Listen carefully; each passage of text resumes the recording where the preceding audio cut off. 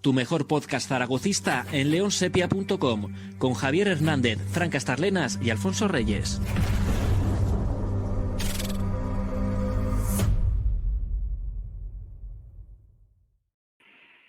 ¿Qué tal? ¿Cómo estáis? Bienvenidos a una nueva edición de Hilando Fino, el podcast semanal que hacemos aquí para los abonados a leonsepia.com, que en vez de un podcast es un absoluto desafío, a ver si somos capaces de hilar fino en un ovillo que no da ni una mínima puntada para poder tirar de él, ¿no? Es una semana de congelamiento general, que vienes de una derrota dura en Gijón por cómo fue el partido, de sufrido y de tener que resistir a él. Y estamos ahora mismo grabando el podcast en el jueves a las 3 de la tarde y todavía no sucede nada, y lo que sucede no son buenas noticias para el Real Zaragoza, porque ahora mismo Manu Vallejo está a horas de convertirse en un nuevo refuerzo para el Real Oviedo, con lo cual las prioridades de Cordero para reforzar el Real Zaragoza en este mercado de invierno se complican, y se complican porque no hay manera de liberar fichas.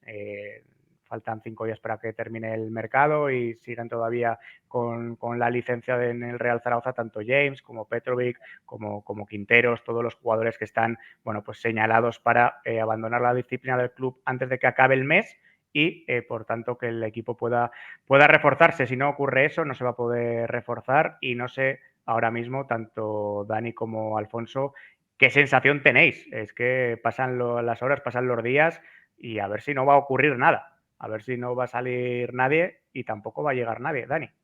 Sí, a ver, la cosa está complicada. Fíjate, conforme ibas hablando me estaba acordando de Puche. No por él, que al final él no tiene culpa de nada, pero quizás se forzó un poco la situación dándole ficha del primer equipo el pasado mercado veraniego, y ahora esa ficha que no tienes te está haciendo mucha falta. Y bueno, son un poco las hipotecas, ¿no? Esa herencia envenenada de Torrecilla que a lo mejor pesa más incluso que su gestión anterior. Podemos cuestionar los fichajes de Torrecilla, que algunos han sido acertados, otros no tanto, pero quizá realmente la bomba que ha dejado Torrecilla ha sido a su paso, ha sido posterior a su marcha incluso, y que creo que ahora es cuando está dificultando realmente la labor de Juan Carlos Cordero. Sí, totalmente.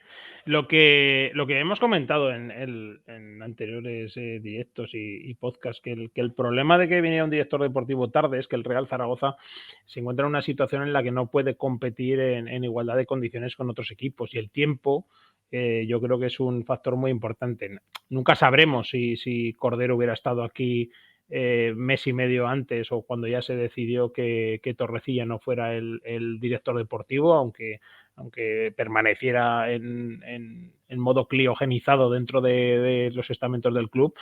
Sí, Manu Vallejo podía haber venido, pero lo que está claro es que el tiempo no ha jugado a favor del Real Zaragoza, y que ahora estamos a 26 de enero, en este instante que estamos grabando el podcast, y quedan muy pocos días, ¿no? Las primeras opciones probablemente ya se tenían que haber trabajado, las segundas pueden caerse, y veremos a ver cómo se maneja Cordero en estas horas que para el Zaragoza son vitales. Al final está ocurriendo, por desgracia, lo que nos temíamos, ¿no? Cuando tú haces una mala planificación en verano, y no estamos hablando ni de que las apuestas se salieran bien o mal, ni de la clasificación que tengas ahora, ¿no? Pero cuando tú sientes que tienes las figuras adecuadas en otoño-invierno, Escribá en el banquillo, Cordero en la dirección deportiva, en un verano en el que hubiera sido más fácil que cualquiera de los dos o los dos llegasen, me parece que estás a contrapié y a paso cambiado, y penando y purgando ese retraso y esa mala planificación de de inicio porque, bueno, pues yo creo que te estás asfixiando a ti mismo. Es un proyecto, una realidad como club que todavía se sabe que tiene sus estrecheces económicas y que tú tienes que anticiparte al futuro, a saber lo que te va a ocurrir, y en esa línea creo que la reflexión de Dani es muy interesante, no porque Puche no se lo merezca, me parece que en sí mismo era un acto de justicia y es una buena maniobra el darle a Puche un dorsal del primer equipo. Ahora se lo das siendo consciente de que James, por ejemplo, tenía 2 años más de contrato. Todos pensábamos que terminaba contrato este verano, resulta que le ampliaste un año de contrato para que se fuera cedido al Columbus Crew de la MLS, ¿no? De la Liga Americana. Entonces tú sabías en qué callejón con muy poca salida te estabas metiendo, y ahora, bueno, pues me parece que tú te estás estrangulando a ti mismo. Podías hacer como, bueno, podía haber ocurrido como con la Sure, por ejemplo, que creo que en un acto de zaragocismo, sin tener un destino, aceptó una rescisión de contrato para liberar una plaza y gracias a eso pudiste activar a Alarcón, pero no todos van a tener el gesto de la Sure, de sin tener un destino rescindir el contrato porque sí, ¿no? Y en esa situación pues está James con año y medio de contrato, está Petrovic con medio año pero con una ficha muy alta, está Quinteros con año y medio de contrato de una ficha baja. Se habla también de Manu Molina, de que puede rescindir porque hay un interés del Tenerife y de algún equipo más. Bueno, pues en esa callejón con poca salida, insisto, estamos a falta de 4 o 5 días para que acabe el mercado. Si os parece, vamos a dedicar esta primera parte del podcast a, bueno, pues a recuperar un poco el último partido. Es cierto que durante la semana en los directos de Twitch y en los distintos contenidos de la página web hemos ido hablando de ello, pero como esto es un podcast semanal que trata de repasar lo ocurrido en los últimos 7 días, vamos a hablar un poco de ese partido, y en la segunda mitad del podcast pues hablamos pues tanto de la situación del mercado de fichajes como de la realidad deportiva que se va a encontrar Fran Escribá para el próximo partido, ¿no? Cuando el lunes recibamos a la Ponferradina. Han pasado 4 días de esta derrota en el Molinón y al final es una especie de calidoscopio, ¿no? El recuerdo de ese partido, dependiendo de por dónde mires o dónde te quieras fijar, bueno, pues se te llevan los demonios, o piensas, bueno, pues tuvo cierto mérito, ¿no? Porque es cierto que tuvo cierto o un mérito real el aguantar 85 minutos con uno menos y los últimos 15 con 2 menos, pero no puede ser que llegues a ese partido como estaba el rival en la esquina de la temporada que suponía para ti poder ganar en Gijón, y que a los 4 o 5 minutos se te adelante el Sporting, ¿no? Me parece que cada vez que tienes la opción de dar un paso adelante, se te olvida atarte los zapatos, te pisas los cordones y te vuelves a caer. Sí, a ver, yo creo que la clave está en lo que comentas, ¿no? Cuando llegas a un partido como este, un equipo que está tocado, que viene con entrenador nuevo, una de las claves de tradición futbolística es aguantarle el cuarto de hora, que sabes que va a ser la de la salida fulgurante del equipo. Una vez que pasa ese primer cuarto de hora, pues seguramente empiezan a entrar las dudas, empieza a serenarse el equipo rival, tú empiezas a tener tus oportunidades. Luego, pues se podrá hablar mucho de la figura del árbitro, de cómo actuó, de lo perjudicial o no que pudiera ser para el Real Zaragoza, pero para mí la clave está más en la salida al partido, en recibir ese gol tan tempranero, porque al final te da igual, ¿no? Si echan al Alarcón no es lo mismo que te lo echen con 1-0 que con 0-0. Si lo hubieran echado con 0-0, pues el partido lo hubieras planteado de otra manera muy diferente, y teniendo en cuenta que el Real Zaragoza tuvo ocasiones a lo largo del partido, incluso de conseguir el empate hasta prácticamente con 9 futbolistas, el error está ahí, y el problema es que vienes también de otro partido en el que tuviste problemas en la primera parte y que acabas remontando de milagro al final, e incluso en el encuentro contra el Mirandés creo recordar que Fran Escribá también se quejó de haber tirado los primeros 45 minutos. Entonces son ya 3 partidos consecutivos en los que te sobran 45 minutos, y creo que ahí tiene que trabajar mucho Fran Escribá, porque es donde se está dejando los partidos.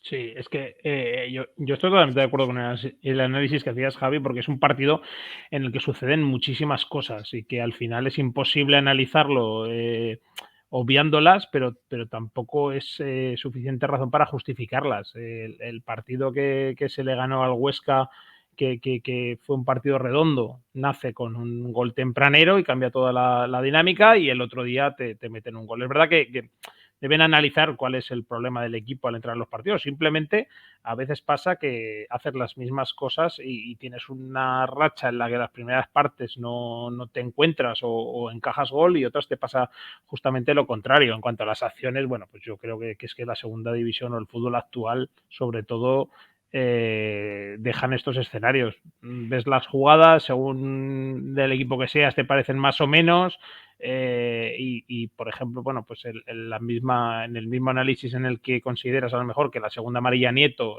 puede ser excesiva, si lleváramos la camiseta del Sporting, pues pensaríamos que el gol que se anula es también excesivo, ¿no? Porque son lances. Entonces, yo creo que todas esas acciones aparte, lo que demuestra es que esta segunda división se marca por matices, y ser un equipo fiable es muy, muy, muy difícil.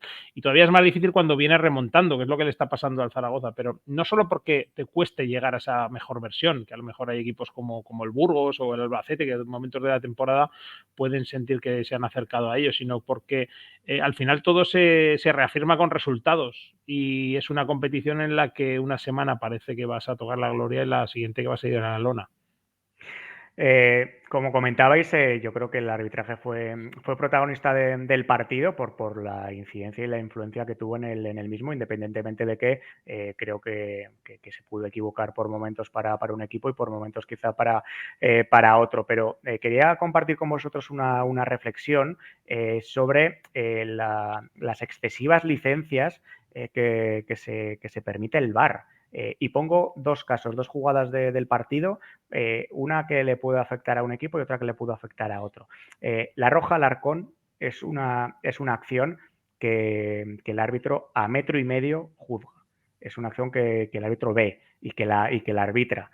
Otra cosa es que bueno, pues le tape a alguien o le reparen una acción que ha ocurrido antes o que le ha cogido lejos del balón. Pero esa acción está arbitrada por en teoría el máximo responsable de ejercer esa función en un partido, ¿no? A 1,5 metros, considera que es tarjeta amarilla. El VAR, que tiene mucho de paparazzi, te hace una foto, te saca en un descuido, ¿no? En un desencuentro, y te dice, mira, no tienes casi apelación contra esto porque es una imagen fija y es definitiva. Y luego, en el caso contrario, hay una mano de Larra en la segunda parte, que igual que la roja de Alarcón, yo creo que ninguna de las dos, por lo menos en el fútbol en el que los tres hemos crecido, ni en un caso era una expulsión ni en otro es un penalti, pero el VAR llama al árbitro, o sea, le dice al árbitro que pare el juego porque hay una mano. A partir de ahí, me parece que no puedes cambiar el centro de gravedad del arbitraje, y el que tiene que decidir si es mano o no es el árbitro, porque tú le llames a que la revise, pero para que le llames de verdad, para que lo revise de verdad, no hacer el paripé de que te llamo para que lo revises, pero la decisión ya está tomada porque te la he dicho yo, ¿no? Entonces, no entiendo ese cambio de esa vuelta al calcetín, ¿no? Que se está dando en el arbitraje. Es cierto que el VAR es una herramienta que, como comentaba Dani en los directos de esta semana, no es el problema la tecnología, sino el uso de ella. El VAR tiene que ser una ayuda y tiene que ser un complemento y tiene que estar bien utilizado, pero un complemento no puede pasar a ser el sujeto de la oración, ¿no? Y el protagonista de la acción. Parece que le está no solo complementando al árbitro, sino usurpándole su puesto y su protagonismo real. Yo ya te digo, yo esta semana, para empezar, estoy bastante de acuerdo en lo que comentas y también en lo que decía Eder Sarabia, ¿no? Cuando llegó el VAR se comentó que tenía que ser una herramienta para acciones claras, para errores flagrantes del árbitro. Y decía Eder Sarabia, no podemos estar 4 o 5 minutos decidiendo si una jugada es expulsión o no, porque si estamos 4 o 5 minutos significa que no es clara. O sea, entonces, a partir de ahí, todo cambia. Yo la verdad que como dices, ¿no? Esta semana lo he comentado y para mí el problema no es de la tecnología. De hecho, fíjate lo que te voy a decir. A mí, que me gusta mucho el tema de inteligencias artificiales, tengo la sensación de que a la larga el arbitraje se acabará sustituyendo por una suerte de inteligencia artificial, ¿no? Como se está haciendo con el fuera de juego semiautomático. Es que al final yo creo que los árbitros casi perjudican más de lo que benefician al juego en general, y la ventaja que tendría algo así, una inteligencia artificial o un sistema automatizado de arbitraje, es que no habría variedad de criterios, que creo que es uno de los grandes problemas que tenemos en el fútbol actual, que en función de quién está en el VAR y quién está sobre el campo, unas jugadas son una cosa o son otras. Entonces, para mí el gran problema que tenemos es que es ese, ¿no? Es que no se sabe muy bien qué se va a pitar en cada cosa, y a partir de ahí es donde llegan realmente las polémicas. Luego podemos entrar en lo que sucede con determinados equipos y en determinadas situaciones concretas, pero creo que es una cuestión muy humana y muy de criterio el problema con el arbitraje ahora mismo. Bueno, yo tengo otra opinión al respecto. Yo creo que se está tratando de potenciar la inteligencia artificial para juzgar los deportes porque no se ha valorado lo suficiente la inteligencia natural. Yo sí que creo en el criterio de las jugadas, pero es que realmente a los árbitros, que lo que se está valorando ahora mismo o lo que se está buscando es que sean precisamente, que funcionen como una máquina. Y creo que no se está buscando el criterio y el valor y la valentía a la hora de juzgar.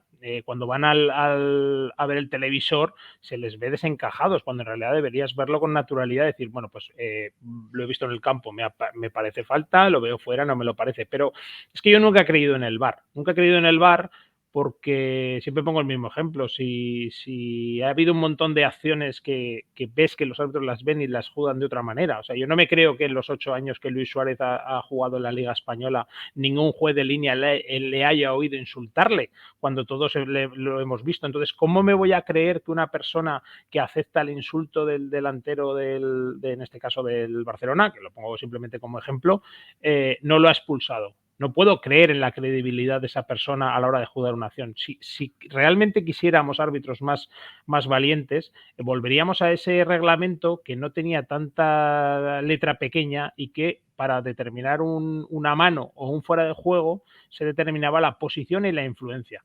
en cuanto al fuera de juego. Entonces, si está y tiene influencia en el juego, es fuera de juego. Y cuanto mejor entiendas el juego, mejor juzgarás. Y si eso es así, toda la tecnología que le pongas funcionará. El problema es que empiezan a hacer un montón de normativas que, como bien apuntaba Javi al principio, si te ponen una foto fija, pues al final parece que todas son entradas criminales. Es que al final es limitar la tecnología. Es decir, tú tienes una tecnología que es un vídeo y la reduces a una foto. Es decir, esta semana, por ejemplo, hemos tenido 4 acciones que en una misma imagen fija pueden parecerte iguales. La de Dembélé, la de Vinicius, la de Bryce ayer en Copa y la del Arcón. Habrá habido más, pero bueno, vamos a centrarnos en esas 4. Sin embargo, si tú en vez de una foto fija le procuras al árbitro una repetición de la acción, de los 2-3 segundos que comprende la acción, porque tienes la tecnología, porque es un vídeo, va a poder decir, vale, el final puede ser parecido o el mismo, pero no es lo mismo la intención que tiene un jugador, la que tiene otro. Entonces, no tiene sentido que tú la propia tecnología la estés limitando y cercenes de esa manera la capacidad que tiene el árbitro de interpretarlo, ¿no? A ponerle simplemente una imagen fija, como si tuvieras una cámara fotográfica en medio de un vídeo y a funcionar. Vamos a acabar la primera parte del podcast con un nombre propio que, bueno, pues me parece que salió bastante herido, por lo menos anímicamente y espiritualmente, del partido en Gijón, que es el de Vigaray. Me parece que la decisión de Escribá, tomó muchas decisiones, ¿no? En ese partido, en la convocatoria primero, no incluyendo ni a James ni a Petrovic, y luego en ese partido dándole la titularidad a Larra en el lateral derecho, pese a que había convocado en realidad a 2 laterales, como a Vigaray y a Luna. ¿Creéis que, bueno, pues realmente es una invitación a Vigaray a que se plantee si quiere continuar hasta junio? Y luego una reflexión en la jugada del gol. Repartiros las preguntas como queráis. Quizá un jugador con el oficio de Vigaray en el lateral, no sé si tenéis la jugada en la cabeza, no sigue la ruta de Queipo y abandona su posición dejando el pasillo libre al carrilero del Sporting, ¿no? Seguramente Vigaray se hubiera mantenido en su posición y le hubiera cerrado la puerta a ese carrilero del Sporting. Luego es posible que la rodilla no le hubiera aguantado el partido, que en un mano a mano se hubiera generado una inferioridad porque no hubiese podido detener a su extremo. Eso nunca se sabe, pero en esa acción concreta, la decisión de Larra de abandonar su lateral y seguir a Kepa en una ruta tan extrema, abriendo su puerta, creo que es de no tener oficio de lateral, en realidad, por lo menos de lateral en línea de 4. Yo me quedo con la primera parte de la pregunta. Creo que lo comentábamos la semana pasada también, ¿no? Estos partidos sin Fran Gámez eran una prueba para saber si realmente Vigaray podía contar y para mí la prueba del Sporting es que Vigaray no cuenta para Fran Escribá y de hecho resulta sintomático el hecho de llamar a Luna a esa citación cuando el pensamiento es poner a Larra. O ves a Luna para jugar por delante, que es una opción, o simplemente es que no ves a Vigaray para jugar para jugar a secas. Ya no le pongo posición, es que no lo ves para jugar porque vas a poner a Larra por delante y tienes la alternativa de Luna, ¿no? En otra situación te podrías haber llevado otro tipo de jugador, un Rastrojo, por ejemplo, un extremo más puro. Entonces yo creo que no sé si se le está invitando a salir, tengo la sensación de que no, de que se le respeta por el hecho de que viene de una lesión larga y complicada y eso implica que no se le va a dar salida o por lo menos no se va a forzar su salida, pero también creo que estamos todos bastante de acuerdo en el hecho de que Fran Escribano no cuenta con Carlos Vigaray. Yo la verdad que no, yo apostaba porque no iba a jugar Carlos Vigaray. Yo creo que si en el minuto 20 se hubiera lesionado Larrazábal, el jugador que hubiera salido es Luna, y si en el minuto 80 se hubiera lesionado Larrazábal, hubiera salido Vigaray. En mi opinión, yo creo que Escribá lo ve como una opción, pero no lo ve como una opción de inicio porque creo que no tiene la seguridad y la certeza de que tenga un físico como para poder aguantar el ritmo de partido. Lo puso en Albacete, lo puso 20 minutos y creo que uniendo los dos puntos creo que describen un poco cómo ve ahora mismo a Carlos Vigaray. Está dentro de dinámica, ha jugado 20 minutos, que podía haber hecho cualquier otro cambio en defensa con el Albacete y sin embargo no lo contempla como opción titular. Entonces creo que ahora mismo, no sé lo que pasará de aquí a un mes, si recuperará la forma Vigaray, pero creo que ahora mismo ese es el rol que tiene en la plantilla Carlos Vigaray. A mí me despistó la convocatoria, os lo he de confesar, porque en el directo del viernes, cuando hicimos el juego del Sepia, la previa y demás, apostamos por una banda derecha que era Larra Puche, que fue la que terminó siendo.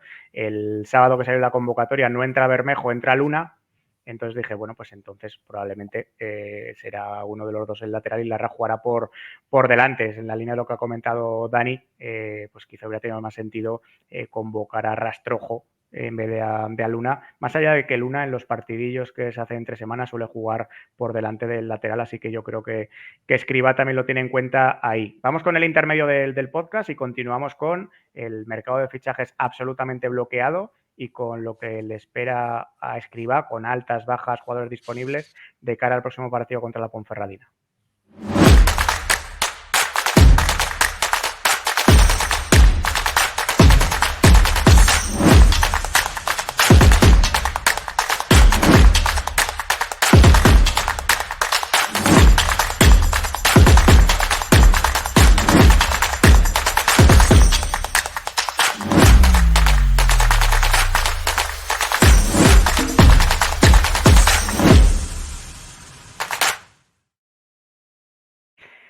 Bueno, lo comentamos al principio del podcast.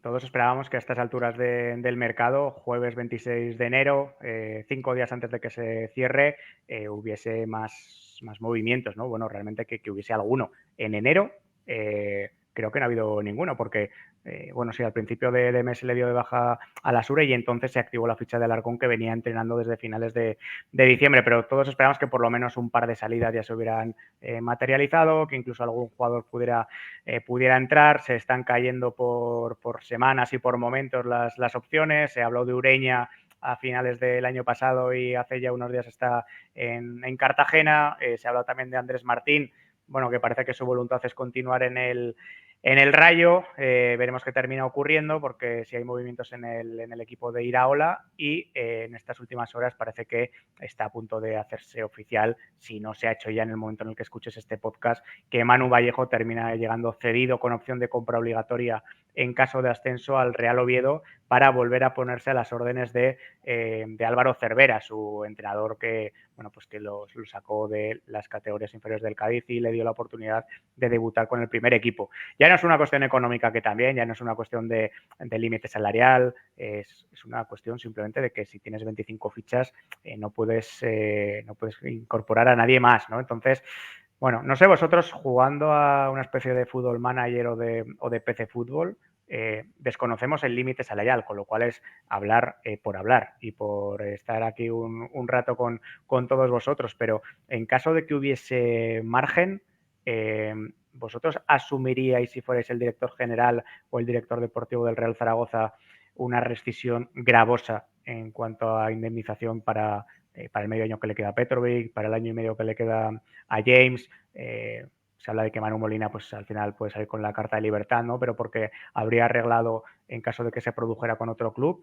para poder tener algo de margen de maniobra, o no, más que por esta temporada, que insistimos siempre que hay que jugarla, tanto por abajo como por arriba, quedan 17, 18 partidos y hay que jugarlos, como si surge una oportunidad de ir ya construyendo la próxima temporada, ¿no? Porque estos últimos mercados de invierno sí que han servido también para eso. Y, por ejemplo, llegó Grau y es un jugador que ya se ha metido en dinámica del primer equipo. No sé cómo lo veis y qué haríais vosotros, Dani. Yo tengo la sensación de que si no se producen salidas no va a haber llegadas. No, esto no es una sensación, esto es tal cual, ¿no? Pero quiero decir, no creo que vaya a haber rescisiones obligadas. Si Petrovic no encuentra ninguna opción o James no encuentra ninguna opción, seguramente se queden. No creo que se les vaya a negociar la rescisión. Fíjate que mi sensación es que es más fácil que acabe saliendo Manu Molina, a lo mejor pues con estos traspasos que se hacen ahora, que te guardas algún porcentaje del jugador o simplemente traspaso a coste cero, que a lo mejor los dos nombres que se manejan, ¿no? Y quizá a partir de ahí, de encontrar la fórmula de salida, también se pueda reactivar, por ejemplo, el tema de Andrés Martín.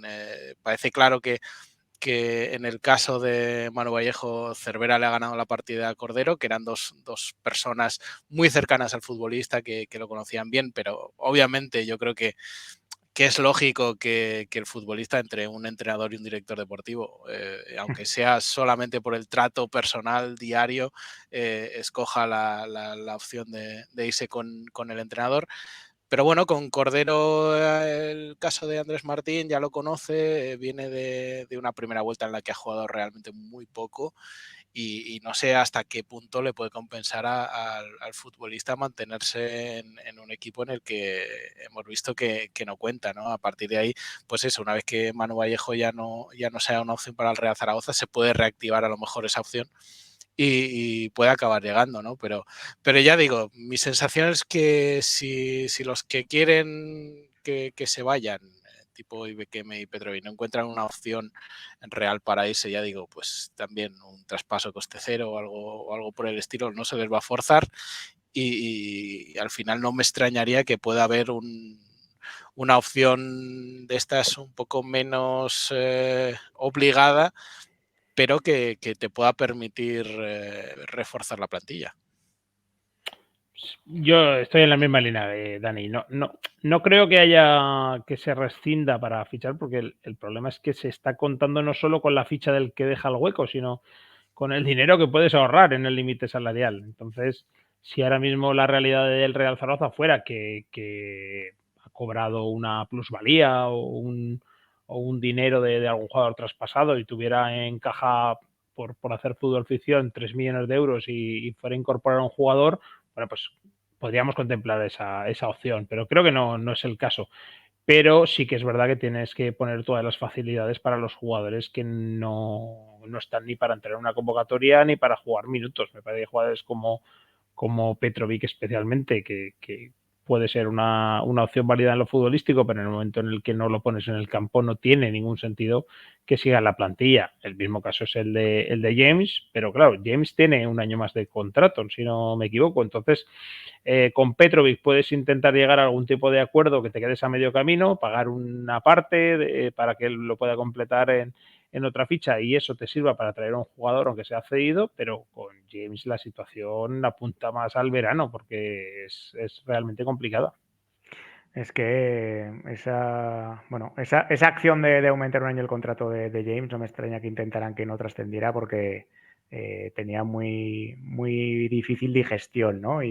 Pero bueno, habrá que convivir con ello y habrá que aguantarlo. Al final fue porque se fuera un año a la MLS y si no, no se iba. Entonces, pues un problema para mañana, que si sigo yo en el club, estoy hablando en primera persona como si fuera Torrecilla, será una buena noticia porque querrá decir que sigo en el club, ¿no? Si tengo yo ese problema y si no, de momento yo me lo quito y el que venga detrás, pues que se lo encuentre y que lo gestione.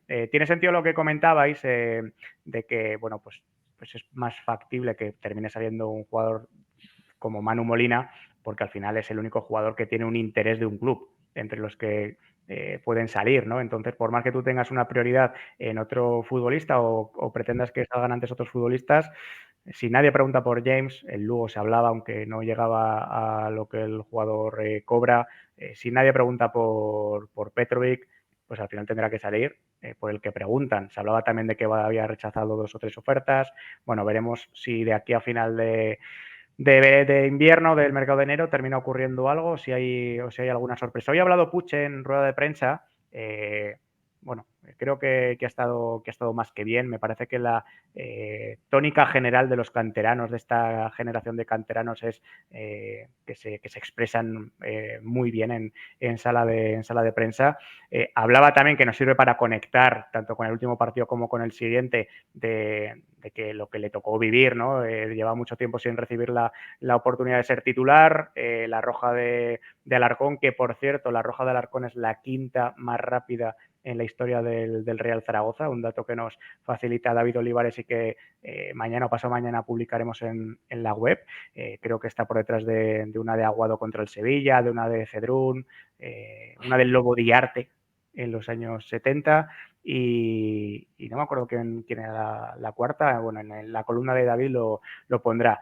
Pero esa roja de Alarcón en el minuto 7, la quinta más rápida en la historia del Real Zaragoza, obligó a Escribá a sacar a Jaume Grau y quitar a Puche. Se la ha tomado con deportividad, con la generosidad de quien pone el equipo por encima de su propio rendimiento. Quizá Puche termine siendo uno de los beneficiados de esta inacción del mercado, ¿no? Porque la sensación es que conforme avancen las semanas y las jornadas, Escribá lo tiene más en cuenta y lo valora más.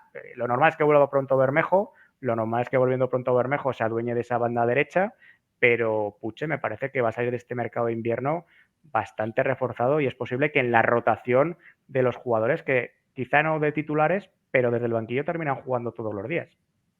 Sí, de hecho, ya acumula bastantes minutos, ¿no?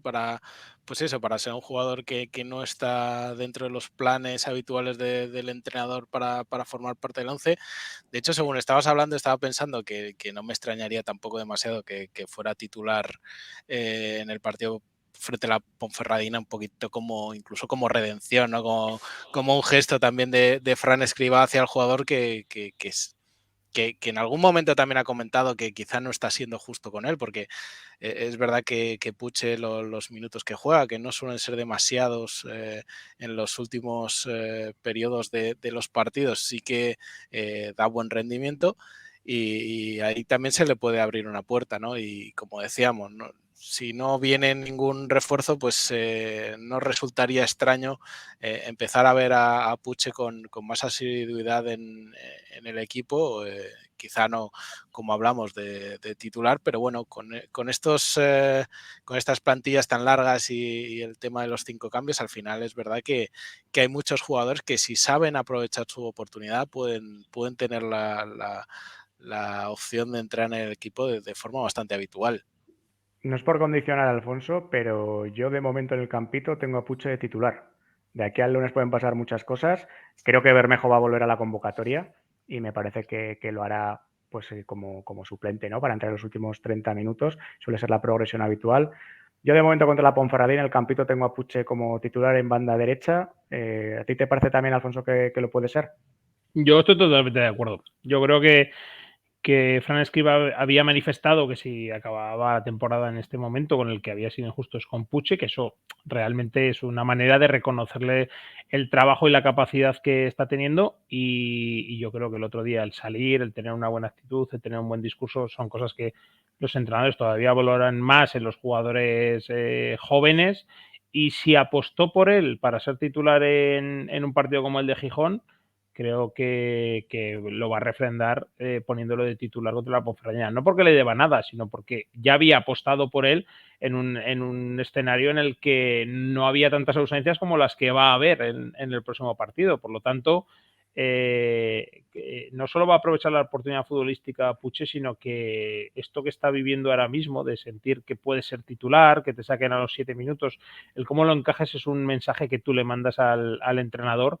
Y tampoco me extrañaría que Puche pueda acabar incluso haciéndose un hueco de titular y siendo uno de los fijos, porque los entrenadores valoran mucho el que asumas tu rol dentro del equipo y que pueda confiar en ti en todos los aspectos del juego, dentro y fuera del terreno de juego. Al final, bueno, primero en rueda de prensa lo ha agradecido públicamente. Puche, se ve que hay feeling, que hay sintonía entre el jugador y el entrenador.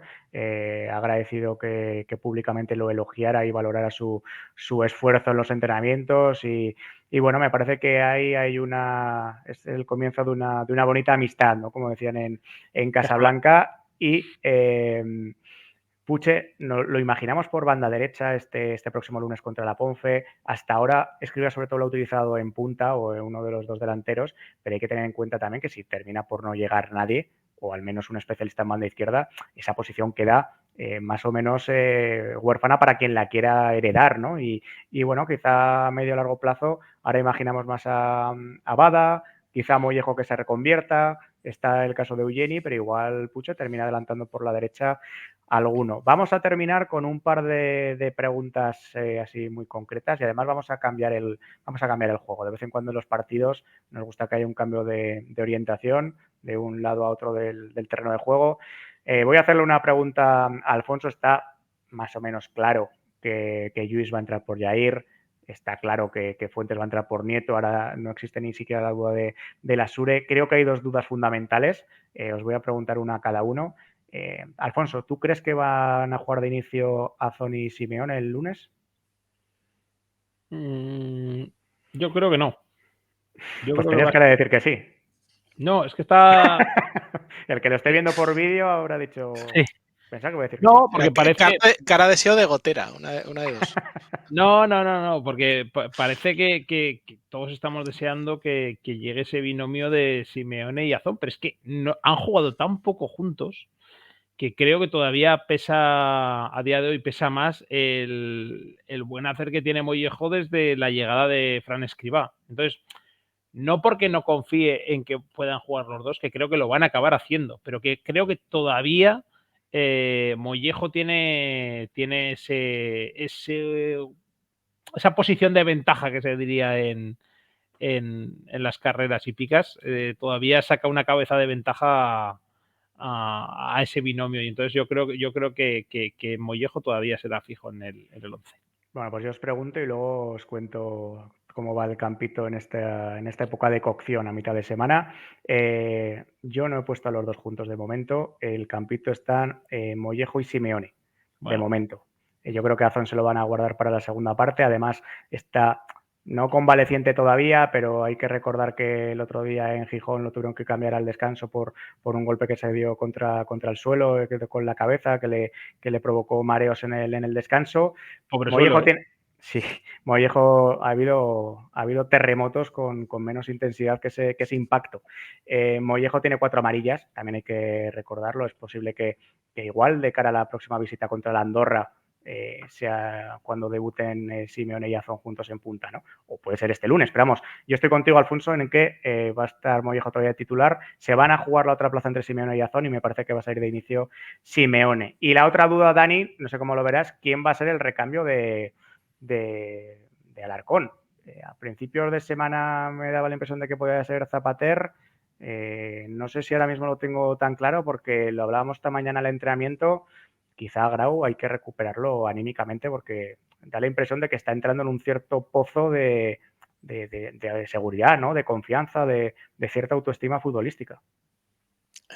Lo que pasa es que no sé hasta qué punto puedes recuperar a un jugador o esperar recuperarlo en un partido en el que te estás jugando los cuartos, que al final hay que tener en cuenta que la Ponferradina está a 4 puntos y que no es un partido como para andar jugándose ese tipo de posiciones. Yo francamente creo que va a ser Zapater por los precedentes, porque al final Fran Escribá siempre apostó por Zapater hasta Navidad, que es cuando tuvo esos problemas de espalda y salió del equipo por Alarcón, y creo que esa era esa opción. Otra cosa es que obviamente hay que intentar recuperar a Jaume Grau, pero ya digo, no es fácil poner a un jugador que no está bien de inicio en un partido en el que te estás jugando mucho, porque al final no sacar un buen resultado contra la Ponferradina sería meterte en un lío considerable. Y luego está la opción de Manu Molina, que no la comentamos, pero bueno, Manu Molina, un poco lo que hablamos de Puche, ¿no? Cuando ha salido en las últimas jornadas ha tenido buenos minutos, lo ha hecho bien, pero claro, si también tenemos en cuenta esto que hablábamos del mercado, de que es una opción de salida, pues también quizá ahí veremos algún síntoma, ¿no? Si Manu Molina no sale durante el partido, también podremos empezar a pensar que a lo mejor se está cociendo algo por detrás que no acabamos de saber. Eso te iba a comentar, que primero habrá que ver si entra en la convocatoria, a ver cómo evolucionan las próximas horas y los próximos días. Igual será por imposible la salida de Petrovic y entra Petrovic en la convocatoria y no entra Manu Molina. El que me parece que va a regresar a la banda izquierda es Eugeni, y ahí me parece que terminamos de cerrar el 11, salvo que penséis lo contrario, y con ello el podcast, que ya hemos superado los 40 minutos. Y bueno, pues nos encontramos de nuevo la próxima semana. Miércoles, jueves, normalmente es un día de esos dos, con todos los abonados de leonsepia.com. Muchísimas gracias y que vaya bien, que se cierre bien el mercado y que le ganemos el lunes a la Ponferradina para poner 7 puntos más a verás sobre el descenso y empecemos febrero tranquilos. Un abrazo. Otro. Adiós. Hilando Fino, tu mejor podcast zaragocista en leonsepia.com, con Javier Hernández, Fran Castarlenas y Alfonso Reyes.